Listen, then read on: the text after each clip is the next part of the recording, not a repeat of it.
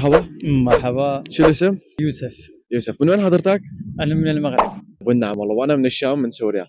مرحبا. شكرا. لي سؤالي بيقول شو اكثر لهجة تعجبك بالنسبة لك من دول العرب؟ والله صراحة اللهجة التي لقت إعجابا لنا نحن المغاربة بصفة عامة هي اللهجة المصرية، لأنها كانت في شاشاتنا التلفزة، يعني كنا نشاهد الأفلام المصرية، بهذا تشبثنا وتعلقنا بتلك اللغة المصرية أو اللهجة المصرية.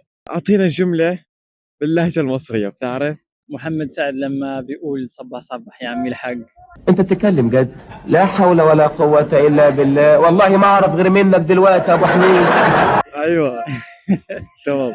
معظم دول العرب بتفكر انه لهجة التونسية والمغربية صعب، شو بالنسبة لك؟ صراحة هي مش صعبة، ولكن حسب عملية النطق في مشكل.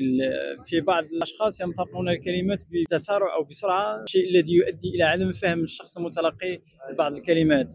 هذا الفرق يعني بس كان. وخاصة نحن المغاربة لدينا دمج اللغة الفرنسية مع اللغة العربية، فعندما نحكي أو نتكلم تكون كلمة داخلة على اللغة العربية أو اللغة الدارجة بالنسبة لنا نحن المغاربة. فمثلا عندما نتكلم بالدارجة نحن المغاربة نقول دونك، يعني هاد دونك تعني إذن باللغة العربية.